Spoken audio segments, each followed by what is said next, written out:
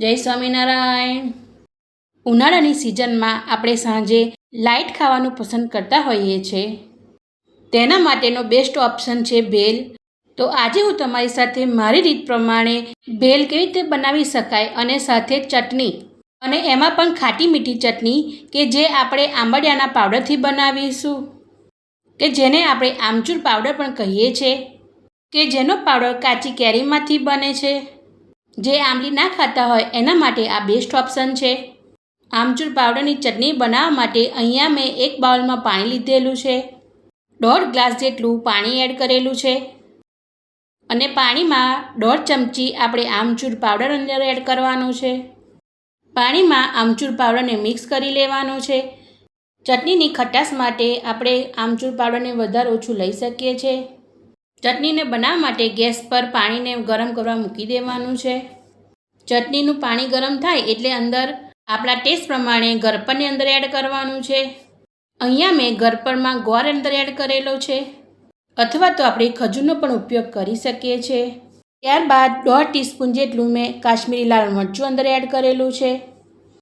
તેનાથી ચટણીનો કલર સારો આવે છે, અને સાથે આપણે ખજૂર આંબલીની ચટણી બનાવીએ છીએ તેવો જ એનો દેખાવ આવે છે। ત્યારબાદ ધાણા પાવડર એડ કરવાનો છે। ત્યારબાદ આખું જીરું અંદર એડ કરવાનું છે। 2 ટીસ્પૂન જેટલું મેં આખું જીરું અંદર એડ કરેલું છે। ત્યારબાદ મીઠું અંદર એડ કરવાનું છે, આપણા ટેસ્ટ પ્રમાણે મીઠું અંદર એડ કરવાનું છે, અને ચટણીમાં મિક્સ કરી લઈશું।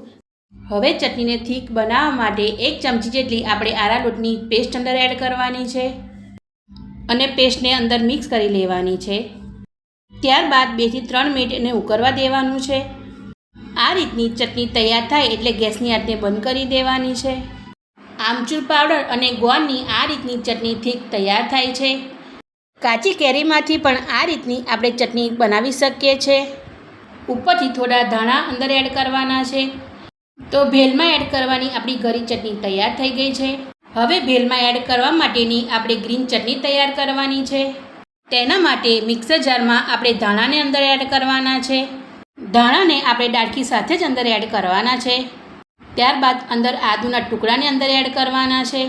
આપણા ટેસ્ટ પ્રમાણે લીલા મરચાં અંદર એડ કરવાના છે। ત્યારબાદ ટેસ્ટ પ્રમાણે મીઠું અંદર એડ કરવાનું છે। અહીંયા મેં 1/2 ટીસ્પૂન જેટલું મીઠું અંદર એડ કરેલું છે। 1/2 ટીસ્પૂન જેટલું ચાટ મસાલો અંદર એડ કરવાનો છે। ત્યારબાદ 1/2 ટીસ્પૂન જેટલું આપણે દળેલું જીરું અંદર એડ કરવાનું છે। અહીંયા મેં ખટાશમાં કાચી કેરીના ટુકડાને અંદર એડ કરેલા છે, અથવા તો આપણે લીંબુના રસને પણ અંદર એડ કરી શકીએ છીએ। ગ્રીન ચટણીને થીક બનાવવા માટે અહીંયા મેં ચણાની ઝીણી સેવને અંદર એડ કરી છે, અથવા તો આપણે ગાંઠિયાને પણ અંદર એડ કરી શકીએ છીએ। ત્યારબાદ પાણી અંદર એડ કરવાનું છે। પાણીમાં આપણે ઠંડુ પાણી એડ કરવાનું છે, જેથી ચટણીનો કલર એકદમ ગ્રીન આવે છે, અને આપણી આ રીતની ચટણી તૈયાર થાય છે। હવે આગળ આપણે ભેલમાં એડ કરવા માટેના ટામેટું, કેરી અને મરચાંને કટ કરી લેવાનું છે। આપણા ટેસ્ટ પ્રમાણે કોઈ પણ વેજીટેબલ અંદર ઉમેરી શકીએ છીએ, અને આ રીતના ઝીણા ઝીણા વેજીટેબલ્સ આપણે કટ કરી લેવાના છે। અહીંયા મેં ભેલમાં એડ કરવા માટે બટાકાને બાફીને લઈ લીધેલા છે। તેના પણ આપણે નાના નાના પીસીસ કરી લેવાના છે, અને આ રીતના આપણા પીસ તૈયાર થાય છે। હવે આપણે ભેલ બનાવવાની છે। તેના માટે એક બાઉલમાં આપણે મમરા એડ કરી દેવાના છે। અહીંયા મેં 1 બાઉલ જેટલા વઘારેલા મમરા લીધેલા છે, અથવા તો આપણે વઘાર્યા વગરના પણ મમરા લઈ શકીએ છીએ। ત્યારબાદ આપણા ટેસ્ટ પ્રમાણે અંદર ચવાણું એડ કરવાનું છે। અહીંયા મેં અડધી વાડકી જેટલું ચવાણું અંદર એડ કરેલું છે। ત્યારબાદ આપણે ચણાની ઝીણી સેવ આવે છે તેને અંદર એડ કરવાની છે, અને આપણે ચાટ પૂરીને પણ અંદર એડ કરી શકીએ છીએ। ભેલમાં આપણે આપણા ટેસ્ટ પ્રમાણે ફરસાણ અંદર એડ કરી શકીએ છીએ। ત્યારબાદ ચોપ કરેલા આપણે વેજીટેબલ્સને અંદર એડ કરવાના છે। ત્યારબાદ હવે તીખી સિંગને અંદર એડ કરવાની છે। આપણે જે દાબેલી બનાવવામાં સિંગ વાપરીએ છીએ તેને મેં અંદર એડ કરેલી છે। હવે ટામેટાં અને બટાકાના ભાગનું મીઠું અંદર એડ કરવાનું છે। ત્યારબાદ ચપટી ચાટ મસાલો અંદર એડ કરવાનો છે। ત્યારબાદ આપણે જે ગ્રીન ચટણી બનાવી છે તે ભેલમાં એડ કરવાની છે।